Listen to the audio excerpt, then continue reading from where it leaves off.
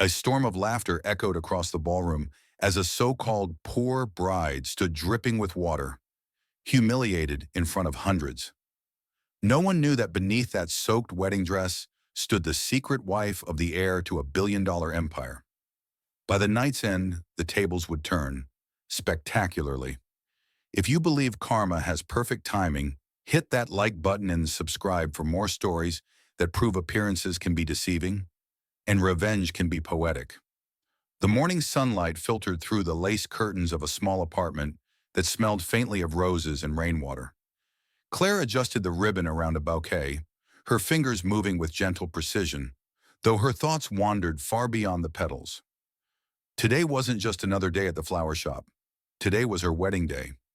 Yet instead of excitement, there was a quiet storm brewing inside her, a mix of hope and fear that only someone marrying into a world far removed from her own could understand.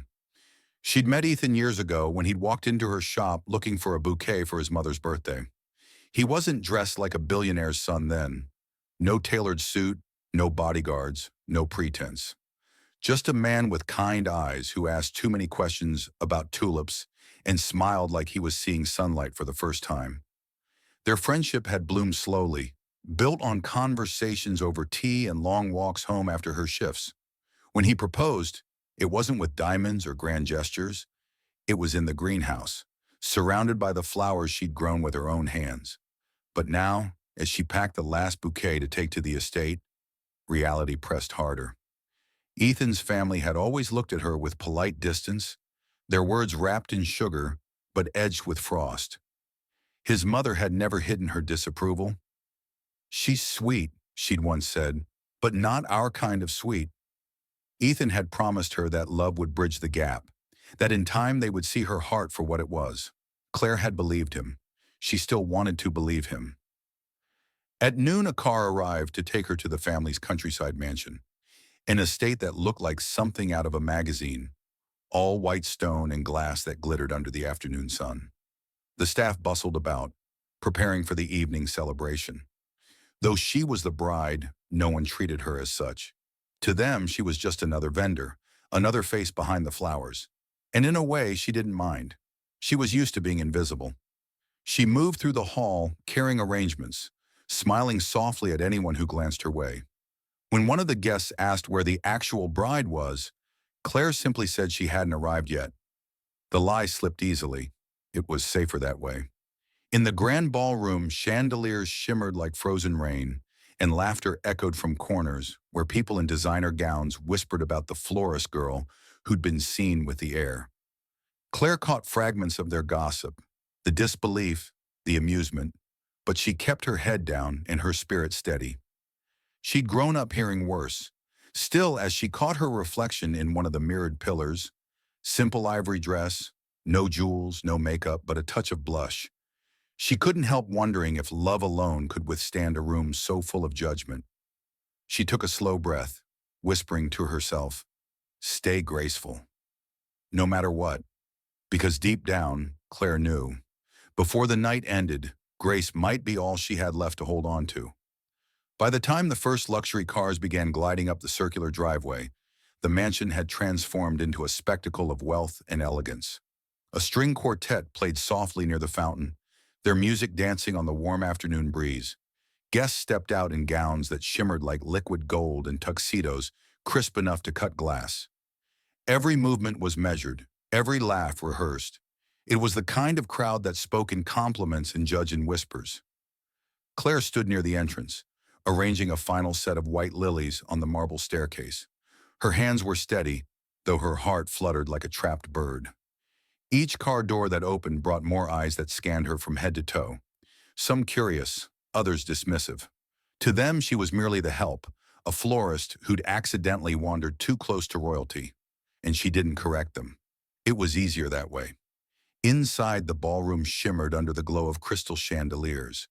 Waiters floated between tables carrying trays of champagne and hors d'oeuvres no one could pronounce.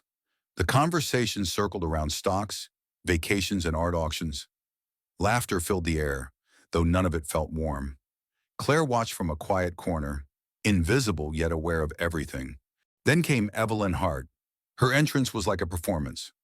All eyes turned as the tall, elegant woman stepped through the doorway in a gown of emerald silk that trailed behind her like envy itself. Evelyn was old money, the kind of woman whose name alone could open doors. She'd been friends with Ethan's family for years, and rumor had it she'd once dreamed of becoming a part of it. Her smile was polished, but her gaze was sharp enough to cut. When Evelyn's eyes found Claire, they lingered.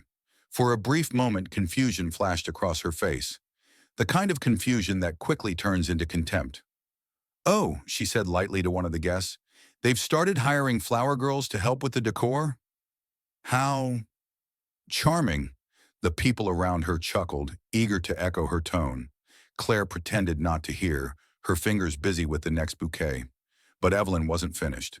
Later, she approached the table where Claire was adjusting candles. "Be careful with those, dear," she said sweetly. "These are real crystal. I'd hate for you to break something you can't afford." The words dripped like honey laced with poison. Claire simply nodded and smiled.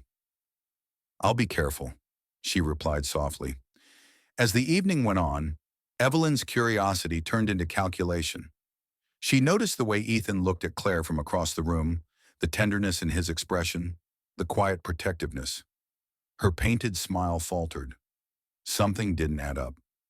By the time Ethan's mother joined Evelyn near the champagne tower, whispers had already begun spreading. Stories invented in real time about the florist girl and her ambitions. Claire caught the stares, the smirks, the way people's laughter grew softer when she walked by. It was as though she'd become the evening's entertainment without even speaking a word. Still, she carried herself with quiet grace, her chin lifted, her steps measured. If they wanted to see her flinch, they would wait forever. She adjusted a single white rose on the centerpiece and whispered under her breath, "They can have the room. I'll keep my dignity." Little did she know, the same guests who mocked her now would soon be fighting for her forgiveness. But that was still hours away. For now the air glittered with false smiles and unspoken cruelty. And Evelyn Hart was just getting started. The evening had ripened into elegance, the kind that looked flawless from afar, but carried tension beneath its sheen.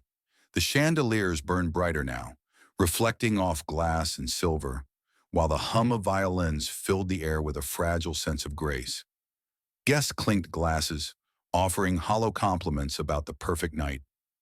But for Claire, perfection had never felt so distant.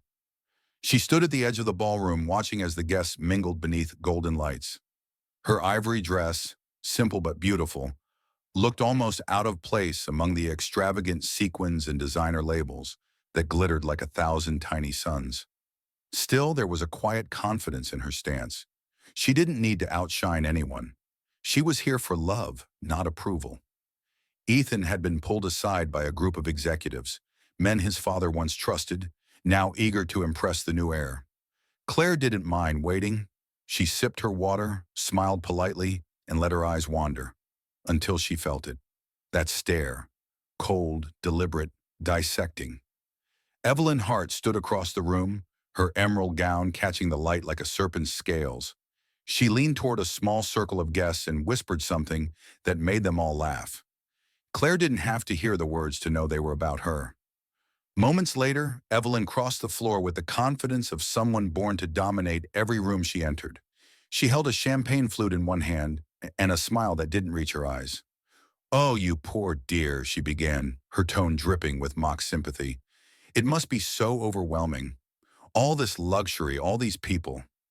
I suppose it's your first time attending something like this?" Claire blinked, unsure whether to respond or simply walk away. Before she could decide, Evelyn laughed softly, tilting her head. "It's adorable, really. The way you try to fit in. But don't worry, everyone has their place." She paused, taking a sip of her drink before lowering her voice, just enough for the surrounding guests to hear. "And yours, I imagine, is somewhere near the service entrance." A ripple of laughter moved through the crowd like wind across glass. Claire's cheeks flushed, but she didn't look down. Her fingers tightened around her glass, her eyes fixed on Evelyn's face. "I'm exactly where I'm supposed to be," she said evenly. Evelyn's smile wavered for the briefest moment, but then she leaned closer, her perfume thick and suffocating. "Confidence looks good on you," she murmured, "but it's a fragile thing. You'll learn that soon." As Evelyn turned to walk away, a waiter passed by with a tray of champagne. She stopped him, took a glass, then pivoted back toward Claire. "Oh, before I forget," she said in a tone of exaggerated charm, "a toast to knowing one's place." And before anyone could react, she tipped the glass and poured the champagne over Claire's head. The sound was small, a soft splash, a few gasps, but the silence that followed was deafening. The orchestra faltered. Dozens of eyes turned. Claire stood frozen, her hair and dress dripping with gold liquid under the chandelier's light. Evelyn smiled, tilting her head with feigned innocence. "Oh dear, my hand slipped," she said sweetly. "So clumsy of me." Laughter erupted from one corner, then another, until the entire room seemed to hum with cruel amusement. Phones came out. Murmurs filled the air. "Who is she? Did you see that? She's just the florist, isn't she?" Claire's vision blurred, not from tears but from disbelief. Every instinct screamed for her to run, to disappear, to escape the sea of mocking faces. But something inside her, something deep and unyielding, kept her rooted to the spot. She lifted her chin, her expression calm, her voice steady. "If it slipped," she said quietly, "then I forgive you." The laughter faltered. For a fleeting second, no one spoke. Evelyn's smirk froze, unsure whether she'd just been outplayed. Claire set her empty glass on a nearby tray, smoothed the wet fabric of her dress, and walked out of the ballroom. Not with shame, but with poise. The crowd parted in silence, watching her go. Some whispered that she'd broken down in the hall. Others claimed she'd run to call security. None of them knew that behind those calm eyes, something powerful had awakened. The kind of strength that doesn't shout, but waits for the right moment to speak. Because humiliation, when endured with grace, is never the end of the story. It's the spark before the fire. And that night, while Evelyn laughed and basked in her temporary victory, she had no idea she'd just set the stage for her own downfall. The music had resumed, but the room no longer felt alive. The laughter that once filled the air now carried an uneasy tremor, a ripple of guilt that no one dared acknowledge. Evelyn stood near the champagne tower, radiant in her self-satisfaction, her lips curved into a victorious smile. She had humiliated the poor girl so publicly that the night would surely be remembered for it. What she didn't realize was that it would, just not for the reasons she imagined. Minutes later, the grand doors swung open. Ethan stepped into the ballroom, his expression calm but searching. His tailored black suit caught the light, but it was his eyes that silenced the whispers. Sharp, unyielding, already scanning the crowd for someone. When he found Claire standing near the corridor, her once ivory dress now clinging damply to her skin, something inside him hardened. He crossed the marble floor in long, deliberate strides. The crowd's murmur dimmed to a hush. "Claire," he said softly, placing his hand on her shoulder. His voice carried warmth, but beneath it was anger, the kind that comes from love wounded. "What happened?" Claire looked up, her eyes calm despite the humiliation she'd endured. "It doesn't matter," she said quietly. "Let's not ruin the evening." But Evelyn couldn't resist her stage. "Oh, don't be so dramatic," she interjected with a sugary laugh.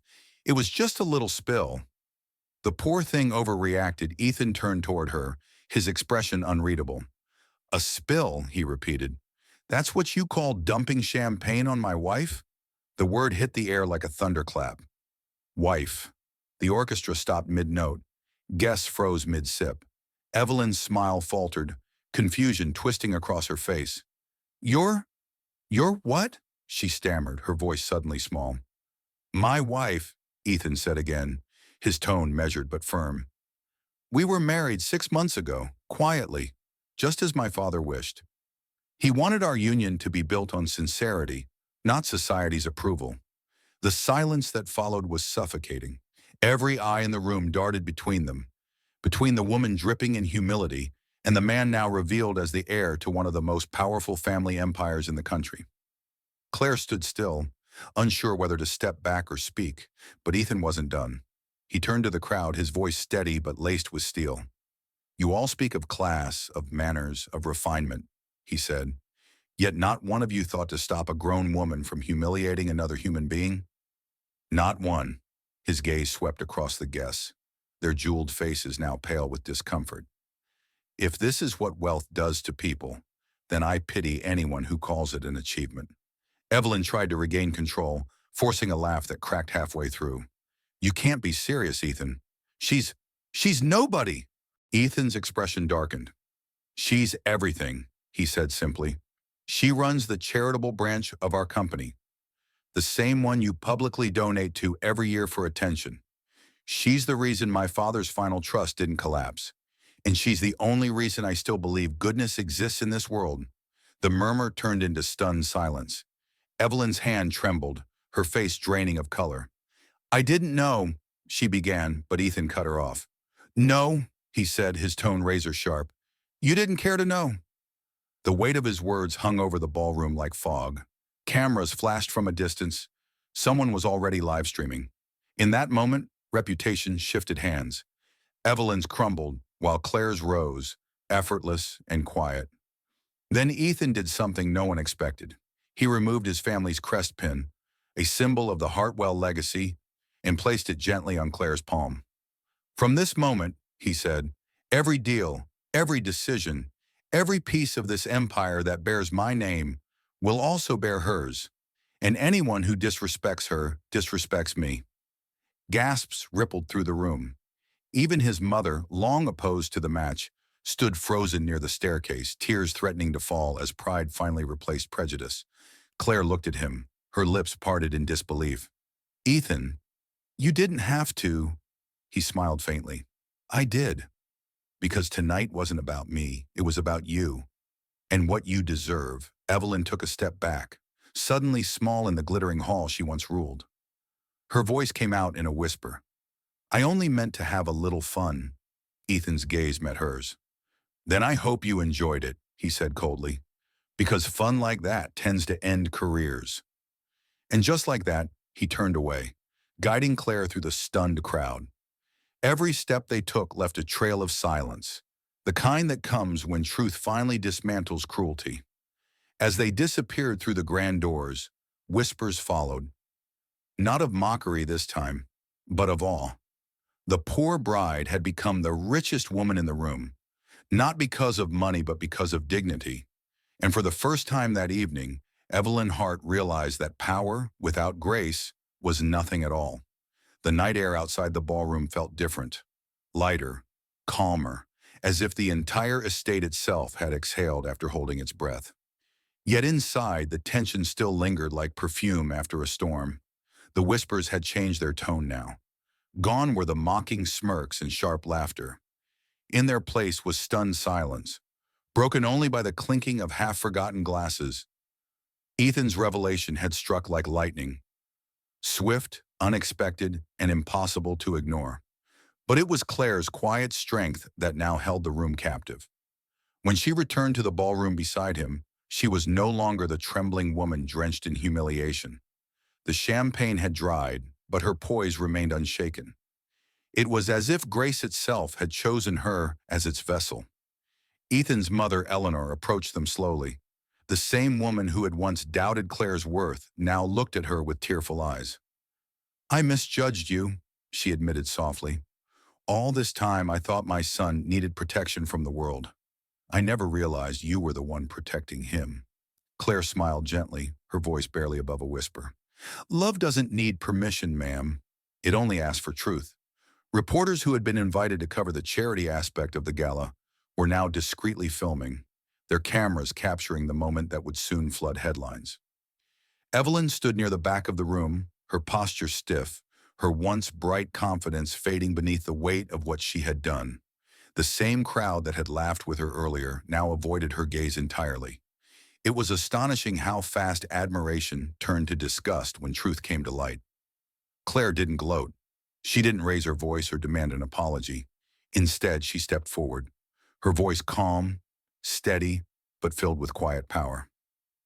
What happened tonight wasn't about wealth or bloodlines, she began.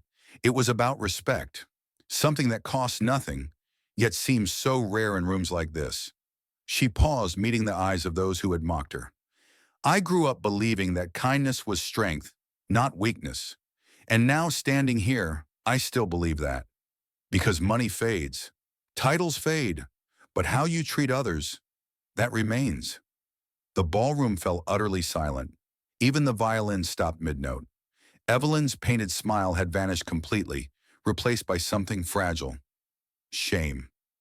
Claire continued, her words carrying a warmth that contrasted the iciness of the night.